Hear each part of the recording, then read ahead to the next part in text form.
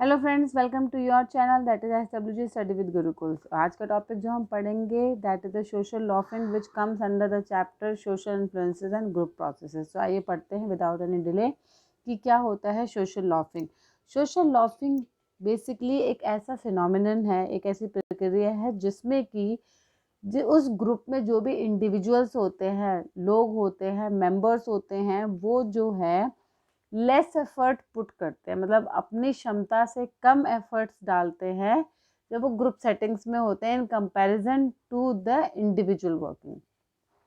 And ऐसा क्यों होता है? वो ऐसा इसलिए होता है क्योंकि सोशल साइकोलॉजी में सोशल लॉफिंग होती है जब जो रिस्पॉन्सिबिलिटी हम ग्रुप में देते हैं तो उस रिस्पॉन्सिबिलिटी का डिफ्यूजन हो जाता है, जिसको कि डिफ्यूजन ऑफ रिस्पॉन्सिबिलिटी का प्रोसेस भी करते हैं, जिसकी वजह से ग्रुप मेंबर्स का जो फोकस है that shift from the individual performance to the group performance. उसका क्या मतलब है?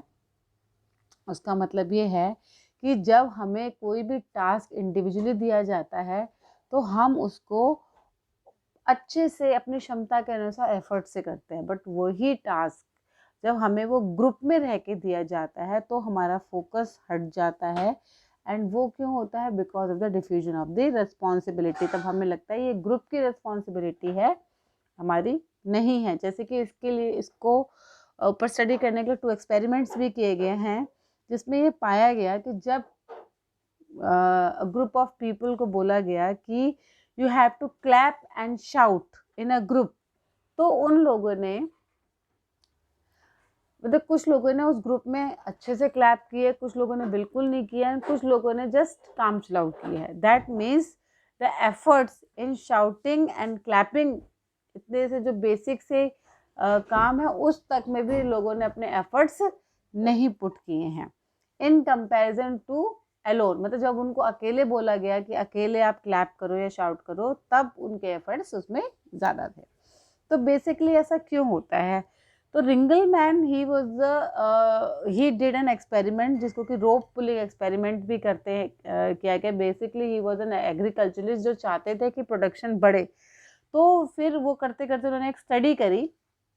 उस स्टडी में क्या किया, he had a group of people जिनके ऊपर उन्होंने एक्सपेरिमेंट किया। उन्होंने क्या किया, एक रस्सी ली, एक रोप ली, जिसको कि प्रेशर गेज से बांध दिया गया ताकि उसका प्रेशर नापा जा सके, उसका पोटेंशियल नापा जा सके। तो उन्होंने देखा कि जब एक सिंगल इंडिविजुअल को बोला गया कि उस रोप को खींचो, पुश करो, तो उस प्रेशर गेज पे जो यूनिट्स की मात्रा है दैट कम्स 100, मतलब 100 यूनिट की प्रेशर से वो उसको खींच पाया। बट वही काम 2 इंडिविजुअल्स को दिया गया, तब उसका प्रेशर कितना था? 186 एंड नॉट 200। दैट मीन्स उन्होंने अपने एफर्ट्स कम पुट किए हैं। इंडिविजुअली जब वो 100 कर पा रहे थे तो अब 2 मिलके 200 होने चाहिए थे, बट ऐसा नहीं था, इट वाज 186। दैट मीन्स उनके एफर्ट्स रिड्यूस हो गए। सिमिलरली उन्होंने और एक्सपेरिमेंट किया जिसमें कि 8 लोगों को बोला गया कि आप जो है उस रस्सी को पुल करो। सो द प्रेशर यूनिट जो मेजर हुई दैट वाज 392, जो कि 800 होनी चाहिए थी अगर वो 100 के हिसाब से हम कैलकुलेट करते हैं।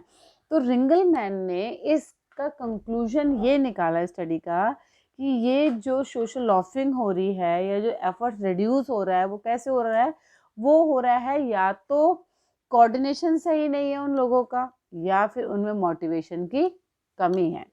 सो with that we comes with the various causes जो कि सोशल लॉफिंग कॉज करते हैं, जिसमें कि first one is the expectation of the coworker performance, जिसमें कि social first one is the social compensation hypothesis है, जो कहती है कि people will work harder collectively than individually when they expect that coworker will perform poorly. इस hypothesis के according उनका कहना है कि उस ग्रुप के मेंबर तब हार्ड वर्क करेंगे जब उनको एक्सपेक्ट होगा, जब उनको लगेगा कि वो अच्छे से काम नहीं करेंगे, मतलब हम पुअर परफॉर्मेंस करेंगे। जब ये अपेक्षा रहती है कि हमारा अच्छे से परफॉर्म नहीं कर पाएंगे, तब जाके हम जो है हार्ड वर्क करेंगे। ये सोशल कॉम्पनसेशन हाइपोथेसिस कहती है।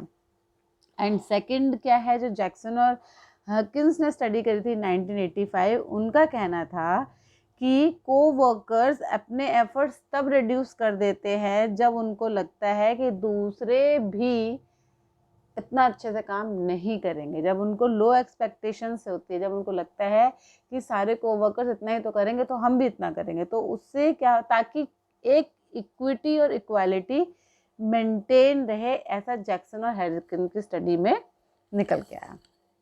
तो बेसिकली उनका था कि social laughing will occur in a group जहाँ पे high achievers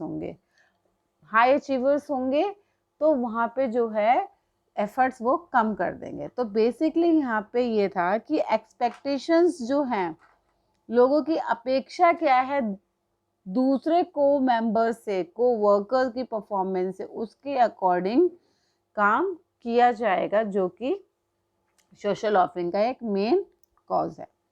next is the evaluation potential and social impact theory. ना इवैल्यूएशन पोटेंशियल में क्या होता है, इवैल्यूएशन पोटेंशियल में ये होता है कि हम जो है एक ग्रुप में किसी भी मेंबर के एफर्ट्स को नाप नहीं सकते, we can not evaluate them individually. Group एक मेंबर है, ग्रुप में जो सारे मेंबर्स हैं सारे बराबर, हम इंडिविजुअली किसका कितना एफर्ट है वो नाप नहीं सकते। तो इसका ही फ़ायदा सारे ग्रुप मेंबर्स या कुछ ग्रुप मेंबर्स लेते हैं कि वो जो है दे हाइड इन द क्राउड, वो कहते हैं हम तो छुप जाएंगे, किसको क्या पता चलेगा कि किसने क्या काम किया। जैसे कि मैम एक टीचर जो है प्रोजेक्ट देती हैं 6 ग्रुप के बच्चों को, 6 स्टूडेंट्स को, और उसमें कोई ज़्यादा काम करता है, कोई बिल्कुल नहीं करता, कोई सोता है, कोई दिन रात काम करता है, बट अल्टीमेटली प्रोजेक्ट सबमिट हो जाता है और टीचर सबको सेम मार्क्स दे देती है। ओके, तो इसमें जो बच्चे ने अच्छा काम किया है, बहुत ज़्यादा काम किया, उसमें वो नहीं इवैल्यूएट हुआ, और जिसने कम किया वो भी इवैल्यूएट नहीं हुआ। तो इस इवैल्यूएशन पोटेंशियल की वजह से भी सोशल लॉफिंग होती है, बिकॉज ऑफ विच कुछ लोग उसमें एफर्ट्स पुट नहीं करते हैं। Next is the social impact theory. ना सोशल इम्पैक्ट थ्योरी कहती है कि कितना सोशल इन्फ्लुएंस है, एक जो ग्रुप है वो एक ग्रुप मेंबर को किस तरीके से प्रभावित करता है, कितना प्रभाव है। अब यहाँ पे ग्रुप साइज का बहुत इंपॉर्टेंस है, जितना बड़ा ग्रुप होगा उतना ही सोशल इम्पैक्ट कम होगा, उतना ही सोशल इन्फ्लुएंस कम होगा, और जब ग्रुप छोटा होगा तो सोशल इन्फ्लुएंस ज़्यादा होगा, तो लोग ज़्यादा रिस्पॉन्सिबिलिटी लेना पसंद करेंगे और सोशल लॉफिंग उधर कम होगी। बट जब ग्रुप साइज ज़्यादा होगा तो सोशल लॉफिंग ज़्यादा होगी। Next is is self attention and arousal reduction. ना सेल्फ अटेंशन में क्या है, कहते हैं कि जब हम ग्रुप में काम करते हैं तो हमारी जो सेल्फ अवेयरनेस है, जो खुद की चेतना होती है, वो हो जाती है कम। We become less aware of the task contribution within a group. हम जब ग्रुप में काम करते हैं तो हमारी टास्क अवेयरनेस कम हो जाती है, जिसकी वजह से वी बिकम लेस अटेंटिव, हमारा जो ध्यान है, जो फोकस है, वो कम हो जाता है। Next is the arousal reduction. ना अराउजल रिडक्शन क्या होता है, अराउजल मतलब यंगस्टर्स या जो प्लेयर्स होते हैं, कुछ कहते हैं कि हमें ना एड्रेनलिन रश नहीं मिलता, एक मोटिवेशन फील नहीं होता, वी डोंट फील अराउज्ड। बहुत बार ऐसा देखा गया कि कुछ इंडिविजुअल्स होते हैं, इंडिविजुअली तो बहुत अच्छे से परफॉर्म करते हैं, बट उनको जब टीम वर्क में या ग्रुप में डाला जाता है तो वो इतना अच्छे से परफॉर्म नहीं कर पाते, एंड वो उसको क्या बोलते हैं, they attribute this thing to the reduction in the drive. उनको वो मोटिवेशन फील नहीं होता, वो ड्राइव फील नहीं होता है, एंड वो कहते हैं in the presence of others को वर्कर्स, उनका जो मोटिवेशन है किसी भी टास्क करने का वो कम हो जाता है। तो एक ये थ्योरी है जो कहती है कि जिसकी वजह से सोशल लॉफिंग होती है। Next and the last one, the most recent one है, that is the collective effort model. ना कलेक्टिव एफर्ट मॉडल में क्या है, इसमें बेसिकली 2 एलिमेंट्स पे ध्यान दिया गया है कि, और जो लास्ट हमने डिस्कस किया था मोटिवेशन, कि मोटिवेशन कम हो जाता है, तो ये CEM मॉडल कहता है कि मोटिवेशन जो है 2 वजहों से कम होता है। एक कि हमारी एक्सपेक्टेशंस क्या है toward the regarding the ability to reach the goal, मतलब ग्रुप मेंबर्स कैसा महसूस करते हैं कि गोल हम अचीव कर पाएंगे क्या नहीं कर पाएंगे, हमारी अपेक्षाएं क्या है, हमारी एक्सपेक्टेशंस क्या है। अगर हमारी एक्सपेक्टेशन ये रहती है कि हम नहीं कर पाएंगे तो हम ज़्यादा मेहनत करेंगे, एक एग्जांपल ये है। एंड दूसरी चीज़ ये है कि हम उन गोल्स को कितनी वैल्यू देते हैं। तो आप इसको कैसे याद कर सकते हो, EV हमारी एक्सपेक्टेशंस कितनी है टुवर्ड द गोल, अचीव करने की, और दूसरा है हम उस गोल को कितनी वैल्यू करते हैं। तो मोटिवेशन इंक्रीज होगा when individuals have high expectations and high value for the goal।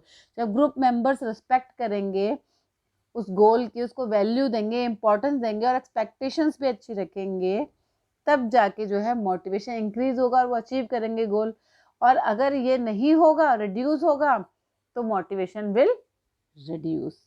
So in group each individual expectation tend to low. और अक्सर देखा गया है कि ग्रुप में इंडिविजुअल की मोटिवेशन लो होगी। क्यों? क्योंकि हम एक ग्रुप के आउटकम को प्रिडिक्ट नहीं कर सकते हैं। हम एक इंडिविजुअल के आउटकम को प्रिडिक्ट कर सकते हैं, उसके परफॉर्मेंस को प्रिडिक्ट कर सकते हैं। कैसे कि देख, फॉर एग्जांपल एक क्रिकेटर जिसने लास्ट 5 इयर्स में बहुत सारी सेंचुरीज बनाई, तो वी विल एक्सपेक्ट कि वो अच्छा ही खेलेगा। बट एक जो टीम है, पूरी क्रिकेट टीम है, मान लीजिए इंडियन क्रिकेट टीम है, कोई भी क्रिकेट टीम है, वो लास्ट ईयर्स में कभी जीते कभी हारी है, ऐसा हुआ है। बट इस मैच में वो किस तरीके से खेलेगी वो प्रिडिक्ट नहीं कर सकते। क्यों? क्योंकि वो पूरे 11 मेंबर्स का टीम वर्क होगा। बॉलर्स कैसे खेलेंगे, बैट्समैन कैसे करेंगे, फील्डिंग कैसी होगी, कैसा पिच होगा, तो ये सारे फैक्टर्स इन्वॉल्व होते हैं। इसीलिए क्या होता है कि जब ग्रुप में काम होता है तो मोटिवेशन लेवल ग्रुप मेंबर्स का ज़्यादातर कम होता है, जिसकी वजह से सोशल लॉफिंग होती है। That is what is being described in the collective effort model, जिसको आप CEM कहते हैं। इसके ऊपर फर्दर काम किया है by the Karau and Williams. उन्होंने सपोर्ट किया है उस पर, कैसे उन्होंने स्टडी करी है and they did the meta analysis on it. और इन ऑथर्स का कहना है कि variable such as evaluation potential हमने जो सेकंड पॉइंट डिस्कस किया था, टास्क बैलेंस मतलब ग्रुप मेंबर्स उस टास्क को कितना अच्छा कितना बुरा मानते हैं, उस चीज पे भी डिपेंड करता है। Next, expectations of co-worker performance, जो हमने डिस्कस किया था। The first one, the group size. तो यहाँ पे सारे वो फैक्टर्स जो हमने डिस्कस किए पहले, इसमें इन ऑथर्स ने प्रिडिक्ट किया है। Sorry friends. So this was about the Carrow and Williams.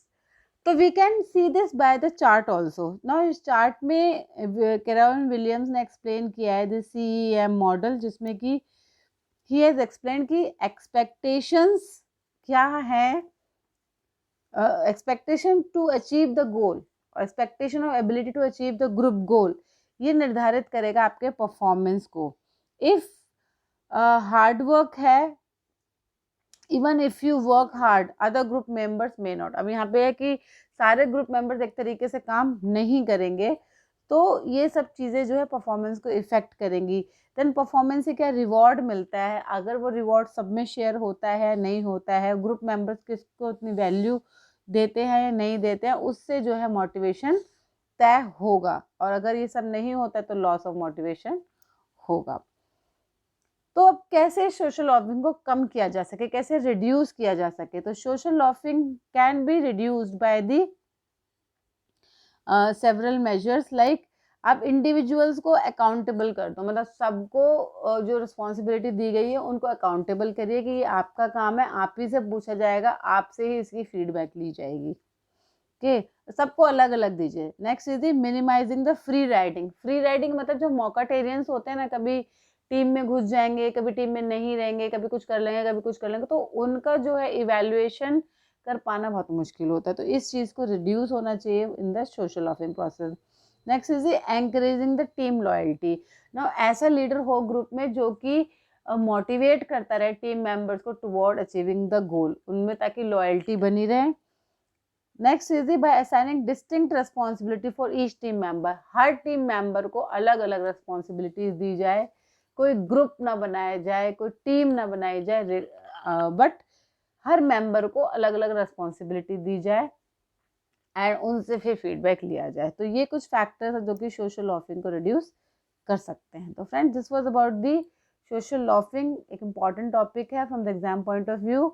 I hope मैं आपको समझाने में सक्षम रही हूँ। अगर आपको मेरी वीडियोस अच्छी लगती है, वर्थफुल लगती हैं, तो शेयर कीजिए, सब्सक्राइब कीजिए। अगर आपको मेरी वीडियोज़ की नोटिफिकेशन चाहिए तो बेल आइकन दबाना ना भूलिएगा। अपने फ्रेंड्स के साथ शेयर कीजिए। मिलते हैं नेक्स्ट वीडियो में, तब तक के लिए बाय बाय।